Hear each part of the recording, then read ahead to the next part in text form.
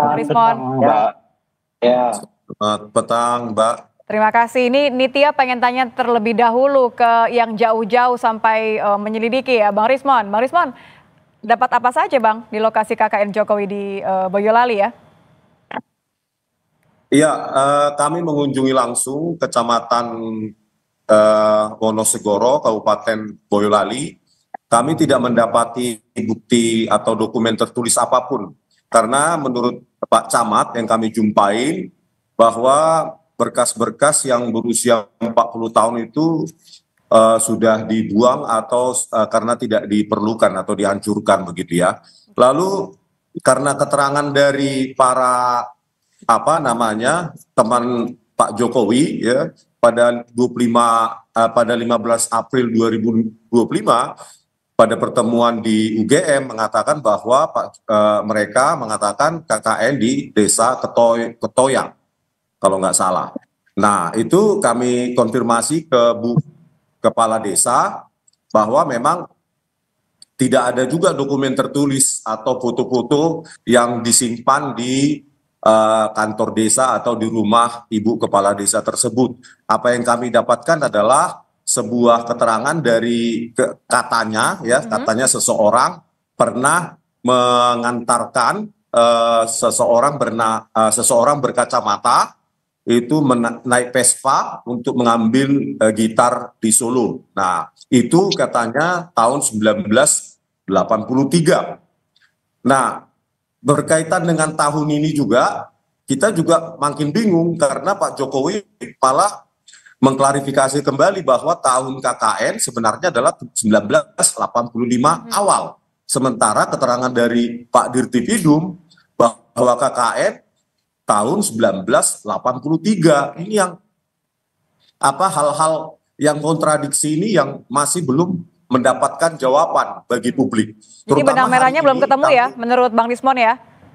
Iya Mbak. Jadi terutama hari ini info terbaru bahwa kami juga mengunjungi rumah dari Pak Kasmujo di Pogung Kidul di Yogyakarta. Pak Kasmujo sendiri mengakui bahwa beliau bukan pembimbing skripsi maupun pembimbing akademik dari Pak Joko Widodo, dan itu juga dikonfirmasi oleh Bu Kasmujo itu sendiri. Jadi padahal sebelumnya Pak Jokowi juga sudah memberikan pernyataan bahwa Pak Kasmujo adalah dosen pembimbing akademik, bukan pembimbing skripsi. Tetapi hal itu justru hari ini dibantah sendiri oleh Pak Kasmujo dan Bu Kasmujo bahwa Pak Jokowi bukan pembimbing Pak Kasmujo bukan pembimbing skripsi maupun pembimbing akademik dari Pak Jokowi. Ya, itu sudah pernah dibahas Bang Rismon. Saya sedikit saja ingin meminta tanggapannya Bang Relly karena nampaknya ingin berkomentar juga. Bang Relly, setelah melihat upayanya seorang Bang Rismon sampai turun langsung mengecek dan semua hal yang tadi dianggap oleh Bang Rismon belum ada benang merahnya katanya. Anda melihat ini bagaimana? Ya, saya rasakan keterangan dari Barreskrim kan sudah jelas. Saudara Rismon sudah mendapatkan jawaban. Dan dari keterangan dari pihak UGM sudah jelas. Sekarang mau ngecek ijazah Pak Jokowi KKN di mana, tahun berapa. Saudara Rismon, itu kejadian KKN tahun 85. Kalau saudara mau cek di mana-mana tahun 85 itu tahun 85 itu 30-40 tahun yang lalu. Kalau saudara cek punya saya juga nggak ada lagi di sekolahan saya juga tahun segitu. Jadi nggak usah ngane-ngane lah, ngada-ngada. Saudara ini karena nggak seperti nggak ada kerjaan aja. Ini nanti kalau ketemu faktanya nanti bukan itu lagi nanti yang dicari. Anda sendiri pekerjaan karena saudara kan membandingkan. Bukan saudara yang saudara itu yang cari-cari masalah. Udah benar itu keterangan Barreskrim, udah kan betul keterangan UGM. Sekarang Anda cari-cari lagi itu. Saya tadi tidak memotong kalimat saudara. Satu-satu silakan, Bang Regan. Ya, jadi Anda saya rasa saya seperti kurang perlu kita tanggapi lagi lah. Bang Rismon kita gantian ya, Bang Regan dulu, setelah itu baru Bang Rismon. Jangan merendahkan saya Anda. Bang Rismon, sebentar ya, Bang Regan dulu ya. Lanjutkan, silakan Bang Regan. Iya, Saudara Rismon itu sudah apa yang dia sampaikan tadi, yang dia lakukan itu sudah di luar koridor hukum. Kemarin berdasarkan unggahan Sandi, itu dia teliti, udah dikasih apa keterangan dari Bareskrim Dirtipidum sudah jelas. Ijazah Pak Jokowi dilakukan lab forensik dengan mengambil ijazah kawan-kawan Pak Jokowi, masih kurang puas. Ini sampai kapanpun, keterangan-keterangan dari manapun, Saudara Rismon ini tidak akan benar bagi dia dan kawan-kawannya. Kenapa? Yang benar itu hanya menurut pendapat dia. Ini harus diteliti juga, Saudara Rismon ini peneliti atau apa? Bang Rismon, silakan ditanya tuh. Anda peneliti atau apa? Kau itu nggak paham kau. Jangan menyepelekan orang Anda ini. Apa yang dicoba dibuktikan Bang Rismon atau kau tak gali juga kuburan lurahnya? Oke, kalau begitu saya coba ke Pak Ito deh. Pak Ito, ini persetujuan antara dua pihak tentu biasa, tapi Anda melihatnya upaya yang dilakukan oleh Bang Rismon, dan kalau memang nanti ada bukti-bukti ataupun tidak ada bukti, Anda melihatnya ini memang bisa nanti sejauh mana bisa digunakan sebagai alat bukti pendukung atas laporan di Bareskrim nanti, Pak Ito? Iya, baik, Mbak. Kan sekarang kita bicara masalah proses hukumnya. Saya bicara sebagai seorang mantan penyidik ya, dan juga proses yang dilaksanakan di Bareskrim. Kita kan di sini adalah menerima laporan untuk mencari kebenaran. Kebenaran itu mengumpulkan fakta, salah satu di antaranya adalah melakukan uji lapor. Ya kalau dianggap tidak profesional, saya juga bertanya gitu. Yang profesional seperti apa? Apakah yang memang mengatakan tidak profesional itu sudah pernah jadi penyidik, sudah pernah memiliki sertifikat sebagai penguji di lapor? Kan kita bertanya gitu. Kemudian yang kedua tentunya kita juga ingin mencari kebenaran. Nah, di sini kan kebenaran kalau dihadapkan dengan pembenaran tidak akan pernah ketemu. Sekarang kita tunggu saja prosesnya di peradilan.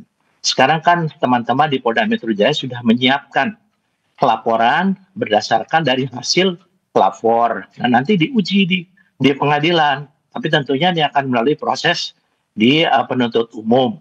Nah, kalau di pengadilan nanti bukti-bukti yang disampaikan oleh penyidik dan penuntut umum, kemudian nanti mungkin ada yang disampaikan oleh Saudara Rismon dan teman-teman, silakan saja. Nanti apakah hakim akan mempertimbangkan temuan tersebut menjadi salah satu yang bisa dipertimbangkan untuk kasus itu. Jadi saya kira kita tidak usah terlalu gaduh di media ya, karena saya sendiri mengikuti kasus ini. Sebetulnya kasus ini sih sederhana.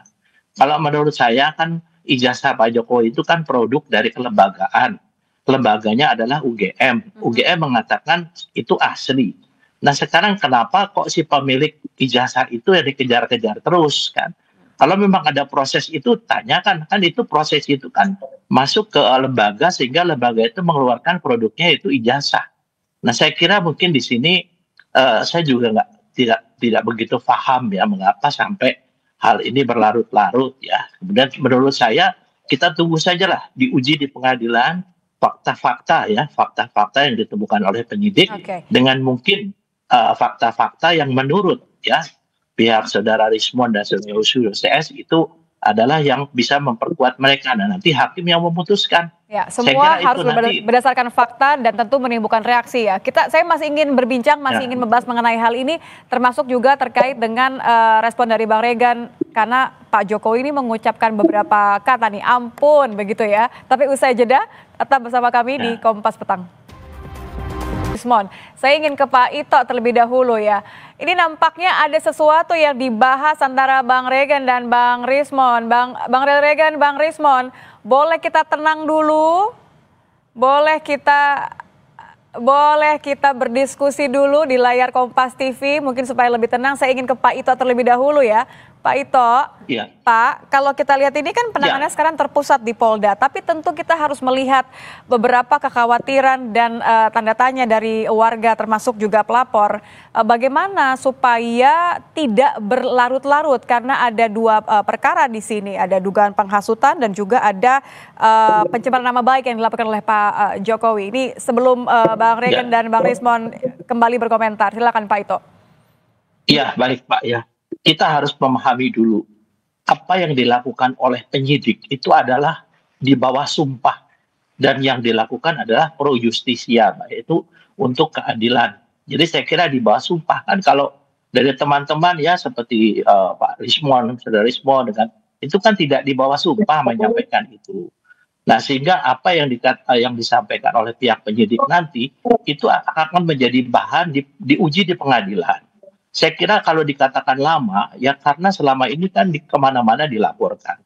Kemudian juga yaitu istilahnya sampai Pak Jokowi mengatakan ampun ya. Saya mengatakan bahwa masalah ini sederhana, kenapa tidak digugat lembaga yang mengeluarkan ijazah itu? Ijazah itu kan produk lembaga, tidak mungkin istilahnya Pak Jokowi mendapatkan ijazah tanpa dikeluarkan oleh lembaga. Kalau lembaganya mengatakan itu asli, ya gugatlah lembaganya kan. Nah sekarang karena sekarang yang digugat adalah si pemegang ijazah, sudah wajar kalau pemegang ijazah ini merasa yang bersangkutan dicemarkan nama baiknya, mungkin difitnah. Nah marilah kita tunggu diuji di pengadilan. Jadi seharusnya Pak Ito ini berhenti saja di UGM begitu ya. Saya potong Pak Ito, maaf. Saya coba ke Bang Rismon dulu. Silakan. Bang Rismon, mendengar pernyataan penjelasan dari Pak Ito tadi, kenapa nggak Abang dan teman-teman tagih ke atau gugat langsungnya ke UGM saja kalau begitu? Ya Pak Ito, ya jadi Pak Komjen Ito Sumardi harusnya kan juga menanyakan kenapa nggak yang bersangkutan saja sebagai presiden 2 periode 10 tahun untuk menunjukkan sendiri jasanya daripada ke UGM. Itu kan harus disuruhkan juga oleh seluruh rakyat Indonesia. Saya jangan potong ya. Jadi karena tidak maunya menunjukkan presiden 2 periode ini tentang ijazahnya dan banyaknya kejanggalan-kejanggalan seperti tahun KKN 1983 oleh Dirtipidum oleh Pak Jokowi dikoreksi. Begitu juga pembimbing skripsi. Dulu dikatakan 2017 Pak Kasmujo dikoreksi. Pak Kasmujo adalah pembimbing akademik katanya Pak Jokowi tahun 2025. Dan hari ini dibantah juga oleh Pak Kasmujo bahwa beliau bukan dosen pembimbing skripsi maupun pembimbing akademik dari Pak Jokowi. Itu aja sudah banyak kejanggalan. Makanya saya bilang belum lagi bukti-bukti yang ditayangkan oleh Dirtipidum pada saat konvers bahwa di situ ada form registrasi maupun registrasi atau registrasi ulang tahun akademi 1981 itu terdaftar tingkat studi SM sarjana muda. Terus untuk form registrasi atau registrasi ulang dibulati oleh Pak Jokowi di situ sarjana muda, bukan sarjana profesi ataupun diploma. Itu juga tidak dijelaskan baik oleh UGM maupun Dirtipidum. Sarjana muda itu tentu tidak skripsi dan tidak KKN. Ya, Coba Bang Rismon, kalau yang saya tangkap kan artinya Anda melihat ada banyak kejanggalan atau tidak sinkron ya antara pernyataan dan bukti yang Anda harapkan. Sebelum ke Bang Regan, saya balik ke Pak Ito.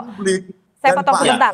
Pak Ito, bagaimana mendudukannya ya Pak Ito ya dengan bagaimana mendudukan dua hal ini ya Pak Ito kalau tadi yang diinginkan atau dimaknai oleh seorang teman-teman tadi Bang Rismon.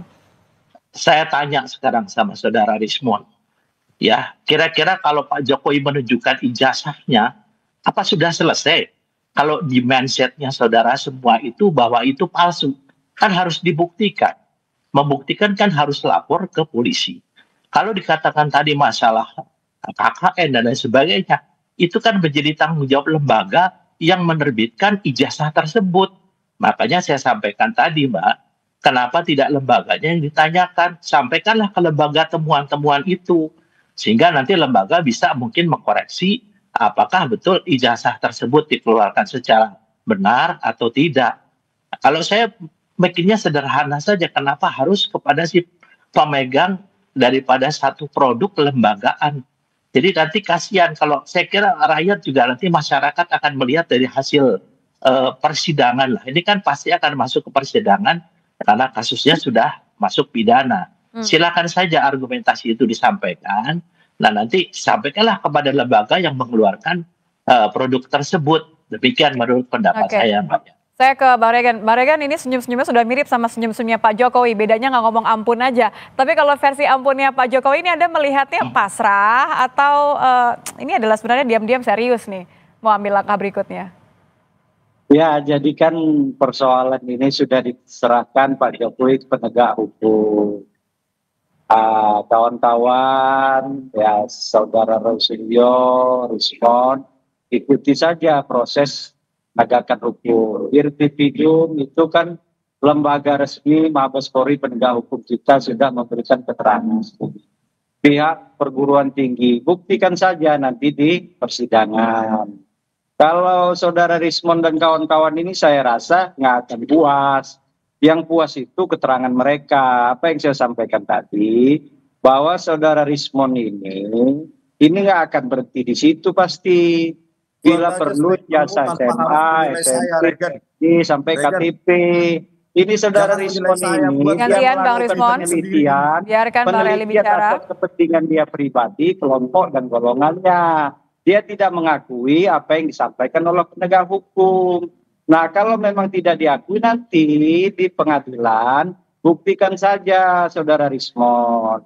Tidak usah menggiring opini, melakukan, buktikan saja. Itu saja ya apa yang saya sampaikan. Silakan Bang Rismon, buktikan saja tantang Bang Regen tadi. Iya, ini kan public scrutinize ya. Nggak ada yang melarang begitu loh. Bukan Regen atau siapapun yang melarang. Ini kan kami datang sendiri, ini fakta di lapangan.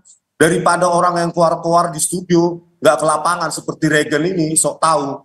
Kami kan public scrutinize, ya, dibayar sendiri, biaya sendiri. Lah, tadi statementnya Pak Kasmujo menyangkal juga statement dari Pak Jokowi bahwa Pak Kasmujo bukan pembimbing akademik Pak Jokowi. Ini kan sudah fakta, ya silahkan. Ini kan publik perlu mengetahui. Jadi bukan menertawakan atau menyepelekan kayak kurang pekerjaan, ya. Jadi inilah yang usaha kami bahwa ya, nanti juga kami akan ke UGM. Kami juga akan ke UGM nanti ya. Kedaulatan Rakyat untuk melihat apakah bahasa Jawa puasa atau pasa untuk 18 Juli ya tanggal 18 Juli 1950. Kalau tidak benar bagaimana? Kan begitu. Oke. Jadi public scrutinization dan ini kami bayar sendiri. Dan kami berusaha gitu loh, turun ke lapangan. Kalau dibilang Pak Ito bahwa kita percaya saja kepada Barreskrim, bagaimana kasus Joshua, Huta Barat? Ya, kita jangan melebar ya Bang ya, kita jangan melebar. Saya terakhir ke Pak Ito deh kalau begitu. Pak Ito, ya terima kasih Pak Rismon. Saya terakhir ke Pak Ito. Pak Ito, tentu saya kembali ke pertanyaan sebelumnya tadi. Bagaimana Polda harus menyikapi bahwa ada dua perkara yang berbeda, pencemaran nama baik dan juga ada dugaan penghasutan. Ini bagaimana supaya tidak dianggap bertele-tele? Ya, menurut saya Mbak, sekarang yang dilakukan oleh teman-teman di Polda Metro Jaya itu adalah sudah betul-betul sesuai dengan prosedur ya. Jadi kalau dikatakan tadi di masalah kasus-kasus lain, sayalah yang membongkar kasus Joshua supaya Saudara Rismon tahu ya, saya yang membongkar sampai kasus itu terbuka. Ya, jadi saya kira polisi juga tentunya juga kan sekarang sudah dikawal dengan Kompolnas sebagai pengawas eksternal. Jadi percayakan saja, kalau memang tadi yang ditemukan tadi, Pak, ya silahkan sampaikan ke UGM. Nah, nanti kita tunggu di persidangan. Saya yakin teman-teman di Polda saat ini sudah bekerja secara profesional dan mereka di bawah sumpah. Soal tidak percaya silahkan. Nanti masyarakat akan melihat daripada hasil persidangan. Itu saja dari saya Mbak Nitya. Terima kasih Pak Ito. Terima kasih Bung Rely Regen. Terima kasih juga Bung Rismon sudah bergabung bersama kami di Kompas Petang. Selamat petang Bapak-Bapak. Ya. Kita kembali ke informasi lainnya di Kompas Petang, saudara, di antaranya informasi lainnya di Kompas Petang mengenai papan reklame sebuah restoran di Jalan Pesanggerahan Kembangan, Jakarta Barat yang roboh dan menimpa sepeda motor yang terparkir.